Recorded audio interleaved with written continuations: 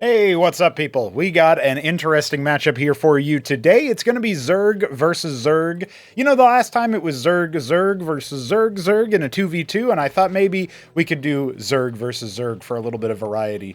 So that's what we're doing right now. Up here in the top right, we've got Noiturne. He is our black Zerg in this particular area of Checkstealer, which is a port of Kickback. You guys may remember that from way back when. Now, down here in the bottom left, we have Kasuga. He is the Snow Zerg. So, you know, it's almost like, you know, black versus white in that particular case. You can think of this as a chess game. See who moves first, who maybe castles? I don't know what the Zerg equivalent of the castle will be. There is a fast pool coming for Kasuga, and actually the same sort of strat from Noiturne. Kind of funny there. Of course, Noiturne will most likely go ahead and drop a Kagrant, and because this is Zerg on Checkstealer, you do have this neutral structure over here that lets you kind of enjoy some variety, some action there. If you want to go ahead and put down some extra static defense at the ramp.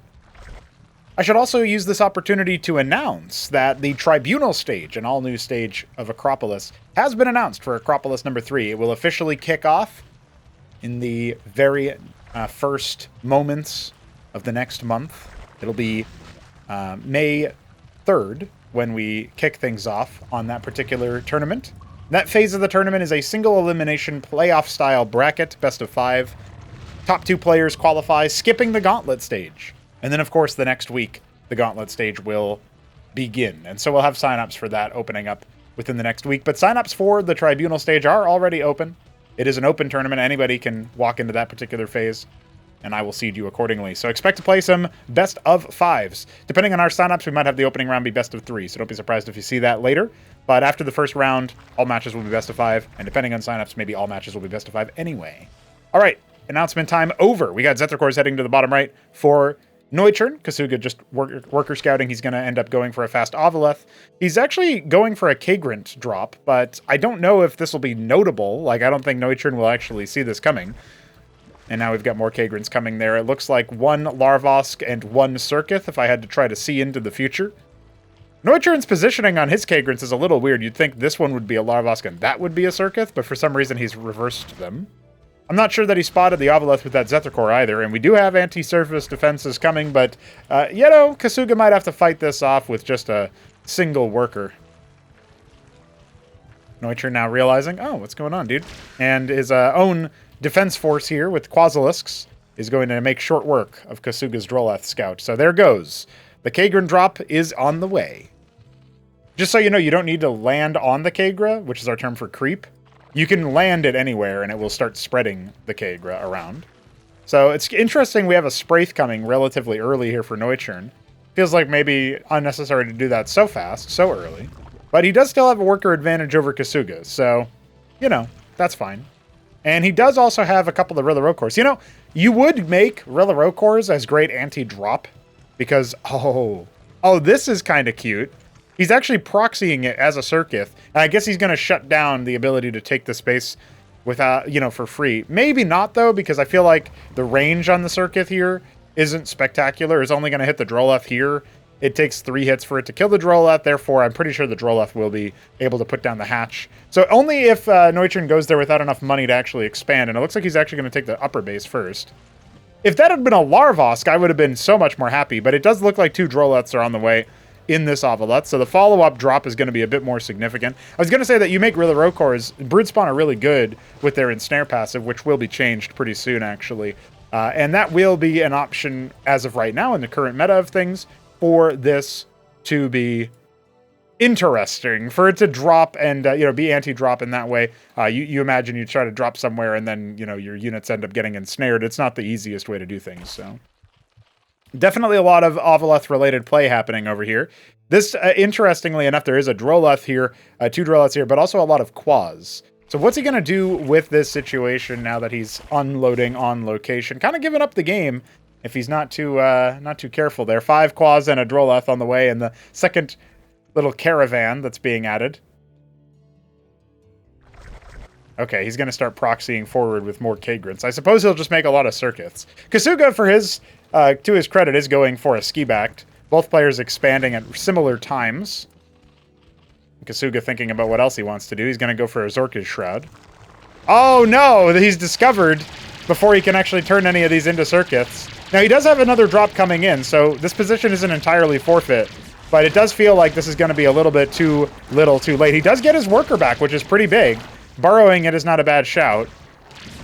He's going to get his other worker back as well. And I don't think that the Hydras alone are going to be able to deal with this. If the workers unburrowed and tried to fight there, that would have been pretty big. In fact, maybe he'll try that as he unloads more quas on the location. That's pretty, Noiturne is quite befuddled, if I had to guess. He's got a couple workers mining at his natural. All right. So remember, he salvaged every single worker here. Not a single worker ended up dying. He's now going to spread the Kagra a little bit further forward. Another Droleth with this army. I would love to see him make a Larvosk at some point, but it's not going to happen over here. And as the Zets descend to clean up that circuit, okay, one of them will end up finishing. I don't think the other one is long for this world, although there are a bunch of extra quas here. Fight starting to become a little bit untenable. That one circuit is actually going to end up finishing right here, right now. Wow, okay, the quas end up doing pretty well. They're not terrible versus Hydras. The Hydras have way more mobility is the thing. And a little bit more range, obviously, and stuff like that. So they tend to be better for damage density. Very interesting. Okay, so really, Kasuga needs to show his masterclass by... You know, he's making a Khaz'trith back at home so he can be defensive. He's going to go ahead and continue scooping up things, including Kagrins wholesale, bringing them forward. I would love to see him kill off the low HP Circuit here and turn it into a Larvosk so he can start making units on the front. But he knows he's going to be attacked, right? So that's kind of a tough thing to do. This other Circuit not actually activating just yet. We got 14 Zeths massing up at the front gates. As soon as the attack gets spotted over here and ends up committing up the ramp, Noiturne is potentially going to get busted by all of these Ether Cores. Really funny stuff so far. Definitely a non-standard look. He shows the Zets at the door. So Noiturne, he should have always been considering the potential for a counterattack, but he's definitely going to know that it's possible now. His Bactylisks are finishing up. I don't know that he's going to be able to outrange the Kagrins, the Circuits on the high ground, but I could be wrong. I could be proven wrong, right? Well, he's going to try to commit to it. This one did end up getting made into a Circuit after all. He goes after the low HP one. How fast is Kasuga on the draw? His Droleths need to be pulled out of dodge. No, they both go down. All right. So instead he dives forward with his Zets. He has decided to go for the workers. He clears the initial round of Rilla Rokors. Not a bad choice there. He's going after some economic damage. But Noiturne has way more workers than his opponent. It's not even close. Zeth Hydra has been made by Kasuga. The last of his outposts there is taken care of. Now, he has double Kagrin in these Ovolets. He could decide to go for a drop in the other base, but maybe he just wants to try to take map control with those or something and, you know, set up a fast fourth, as his third is not even set up just yet. Exploratory Hydralisk, gathering information. Noiturne going to continue moving through the map and see what he can come up with. He might have exposed exactly where the bulk of Kasuga's army is. Indeed, he definitely knows that now. Here comes an attempted Kagrin push, but there's already some anti-everything defense up there. And so the drops are spotted, and that actually does kind of force Noiturne back. It's kind of interesting. Preemptively saturating that base. This one is just about fully saturated. Could use some more workers on gas. So it makes sense to distance mine here. It's not the worst thing in the world. So you would say that after all of that, Kasuga has a little bit more tempo, way less workers than his opponent. Noiturne's economy just absolutely outstripping Kasuga's to a humongous degree. And we have a Circuit and a Khaz'trith being set up in the middle of the map in a funny position. Kasuga going to try to close the lanes off. He has another Ovoleth here, but it's not there for Kagrin creation. All right, the hatch will go ahead and finish up here for Noiturne. His third base operational. Kasuga does not have the workers to saturate that one. He's a little undersaturated in his main base. I'm not sure where those Droleths were going for, what they were doing in particular, but they will scout out that the Khaz'trith and the Circuit are in a very peculiar place. Quas coming out, Hydra backed coming out. Kasuga is normally a Protoss player. I meant to say that earlier so that you guys didn't get about 10 minutes into the video before you realized that, if you didn't know. So to see him play Zerg, it's very funny. It's very entertaining. He's got some ideas, right? And he is macroing up, to his credit. He's making more workers, slowly catching up. Noiturne still putting distance between him, 20 workers to the better. No additional base, Ovoleth watching over, 3 o'clock, no Kasuga fourth, and certainly no Noiturne fourth. These minerals do deplete a lot faster than normal minerals, and the geyser is only one geyser, right? So that's worth pointing out. One thing that could be kind of neat to play with is forcing it to be an unupgradable geyser. This Avaleth going to get caught by all those quads, unfortunately. And, oh, look at this. He rallies a couple of workers out. He should actually be able to clear these Zeths, but he doesn't really focus them down, unfortunately. Another Avaleth being sent in on a suicide mission, scouts out a couple of extra hatches. We don't have a tier 2 for either player yet. And, well, big engagement of Zeth versus Quaz. Very rarely will you see Zeths get the better of Quaz here, but when no micro happens, this is kind of what can occur. Still ends up being more cost efficient. Well, maybe not cost efficient, but more unit efficient for the poor Quaz there. Zeths really are just ketchup, waiting to be splattered. All right, ski back on the way here for Kasuga. He sends in a couple of units to clear out the 9 o'clock position so he can take his fourth base. Not quite as fast as Noiturne took 12, but still keeping some pace. I definitely like Noiturne's army in a way better in this position here. Another Circuit has been put down on the front lines, which is very clever. I mean, it's clever. It's cute. I don't know if it's actually going to be good. It seems a bit like you could just walk around this. You know what I mean? Maybe if the map was a little bit different and had less obvious opportunities for flanking, that would be a little bit more of a powerful position here. But Checkstealer is weird, man. Not going to be the main thing there. It has given us some entertaining games. It's also given us some stinkers. So that's kind of the way it is. All right, Lakizalisk on the way for Kasuga. A lot more on the way for Noiturne, and a bunch of Bactylisks to boot. It just kind of looks like this army could A-move Kasuga's. But we'll see what Noiturne ends up doing. Zeths are once again piling into 12 o'clock. That's going to force a reaction from Noiturne. Maybe the rest of the army can try to push up towards the main base and threaten some attacks. The Drollet's preemptively burrowed. The Zeths are going to be dedicated to trying to tearing this Hatcheros down. Reaction from Kasuga's a little bit labored here. He will end up losing the hatch. That's really good. Also, I think he just killed his own Lakes. I don't know what happened there. That's his own Lakes. That's not Kasuga's, I don't think. Maybe it was. Maybe I misread, but hard to say. So he's going to reset the hatch, start distance mining yet again. This is temporarily going to give Noiturne the potential to catch up in economy, but he doesn't have any workers at his own fourth base, so he also has half the workers of Noiturne, so I really don't think his eco is going to be looking very good. But, I've been harping on the eco this whole game. But, dude, Noiturne has lost a lot of games with a ridiculous tech and economic advantage. And right now he doesn't even have the tech advantage, although he does have the gas for tier 2. So if the switch gets flipped and his brain says, I can go ahead and do that, then maybe that can be a different story. I love the little stray larvae wiggling around.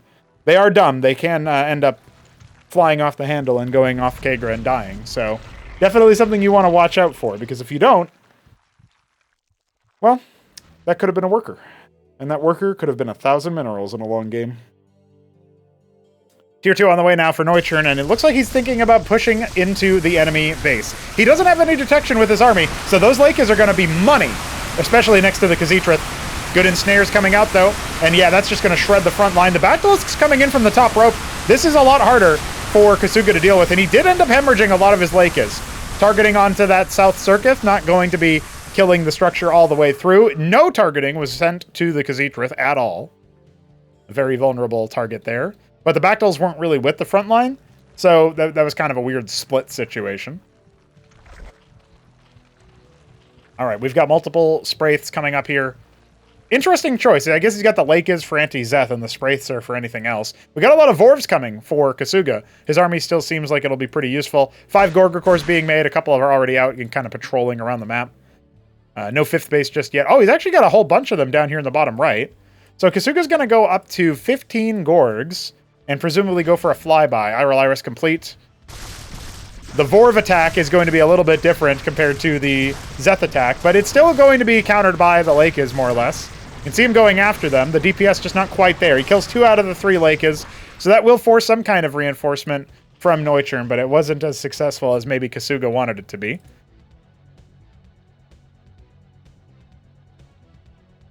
They're throwing everything they got at each other, and by everything they got, I mean a fraction of the things they got. Another dead Droleth. Zeth's moving into the top left just to confirm Kasuga doesn't have that yet. Anybody could have taken some additional bases here. They're either not guarded or very, very lightly guarded. I think this Droleth will get on without issue. Ultrav Cavern coming for Noiturne, and Kasuga now getting to tier 2. There it is, and now the Zeth will start heckling it, so that's going to need a response of some kind. Noiturne continuing to cycle around with his pretty big flock of Zoryus. Would you call it a flock? What do you call a whole boatload of cows? A pasture? There's like a term for that. Somebody who's more acquainted with farming and agriculture might be able to tell me. But he's cattle ranching.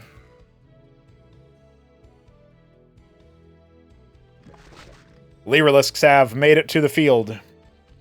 Kind of a spooky, scary time. We got 35 Vorvs being made by Kasuga, meanwhile. And the enhanced anti-air defenses are coming online. Ooh, this is potentially an anti-timing. Kasuga could come in and kill these before they finish mutating, but as it stands, it looks like they will end up getting bopped.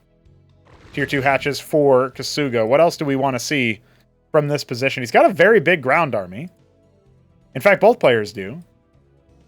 The Gorgs are not going to stop the Speartiths from mutating after all. So the Ultrav Cavern gets made, but we don't see any Ultra Cores. Not yet.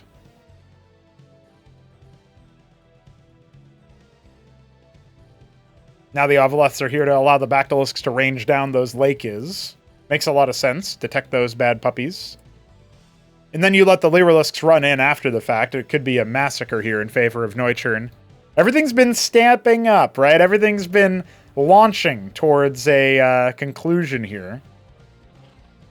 And while there have been some interesting raids and certainly the setup of stuff, we're all waiting with bated breath to see what exactly goes down here. 14 Lakizilisks on the way for Kasuga. Hot damn. Hot tamale. 5th base finally being taken here.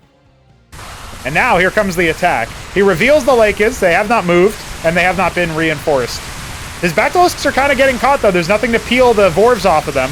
The Lyrilisks come in, though, and they'll finish the job. There goes the Casidrith. It's a war on really one front, but it's on multiple sides. The collapse in from Noiturne. Nothing really here to negate the power of the Bactylisks on multiple fronts. And even though these Zoryus have not been upgraded, they're still quite good in this position. And the Gorgakors, they've sliced and diced, forcing burrows. The Speartiths, they're doing a number on them. Those Gorgakors are not going to accomplish too much. And, well, the Lakes are wallowing into death. They are absolutely routed. The ground army from Noiturne still kicking strong. And the last of the Gorgakors falls in the 3rd base. Well, technically the natural. Sure, he did some economic damage, but Noiturne still has the worker lead by miles. Nothing in production for Kasuga. He's rallying, he's setting up all of his units, trying his best to find a new spot. How can he win when his outpost has been dethroned? Noiturne just needs that killer instinct to finally kick in and A-move down the rest of his bases. Has he learned from his tournament matches against Dino Man? Of all people, who ended up smashing him a little bit. And of course, P-Sense, who won that group of the March Invitational. I hope to see both of these players in the Acropolis qualifiers and such. I know Kasuga's already signed up as his usual Protoss, so he's enjoying his jaunt with the other races, but he's a Protoss player at heart. And apparently he's beating Smarty Cakes' off races, so he's yeah, that's pretty cool. That's pretty cool. Maybe we'll see some games posted between those two players at some point. But I heard good things. He made hit him up have to tech instead of just spamming Mavericks. Pretty interesting, pretty interesting. Loads of static defense coming up in the 5th base. This little raid here is not so little. It's a lot of Lyrilisks and a few Bactyls. This is not going to be a surviving 6 o'clock. Kasuga is going to have to respond to this. His Ultrav Cavern and Mutat Spire are on the way. He's making a couple of Lyrilisks himself. It doesn't really feel like Noiturne is going to give up the Ghost easily on this push either. He's going to end up escaping with most of his army. Oh, but he pulls back everything. He should have stayed to kill that Hacharosk, even if it meant sacrificing a lot of his Lyrilisks. Because as you see, he's going to have to stand and fight anyway. He's going to do that. He's buying time for another round of units coming in from the top rope. No detection over here, but he still ends up revealing some of those Lakes, courtesy of standing atop them. And now, with Kasuga dedicating so many forces to try to save his 6 o'clock, a power of Zethrakors is coming on in. Man, Khazitrit circuits are definitely going to wound these Zethar cores quite a bit, but the Ultra cores are here. The Ultra cores are going to lifesteal and sustain through their onslaught. The Lakers are not the best choice here. The Lyrilisks aren't bad, but it does feel like these are still going strong. This is going to be a very expensive loss for Kasuga. He ends up making a bunch of Lyrilisks on the front lines. He stowed the initial push. We got Quaz this late in the game, just kind of waypointing down in. More Ultra cores where that came from. He's cleared the initial wave. Man, it's not looking too hot here whatsoever for Kasuga. A lot of Lyrilisks being made. Tier 3 being mutated. Noiturne not content to win the game, even though he could in this moment. He's just going to play it safe. Kasuga still down, more than double the workers at this point. He's putting down some static defense. He's got his Lakers garrisoned. The Quaz come on down from the high ground. The 4 Zeths from top left even end up getting pulled for the job. He's going to finish it off, clearing these Kagrants and now going after the hatch. This is going to force Kasuga's army to kind of take control of this area. 10 Sikralisks are hatching, including on the location, but I don't know if they're going to be enough to clear the hatch. They should be able to defend it, especially with those Zets going down. The hatch will live with just a little bit of health left. That's the second time that's happened. Look, it happened down here as well. Those bases can be restocked with workers. A lot of Vespene for Kasuga. No Matraval Nest is, I guess, that's where you'd spend a lot of your gas on things like Convolisks. Some Matroliths as well would never hurt. Well, Noiturne is content to just sit on his map control and jump straight into Tier 3 tech once that finishes hatching.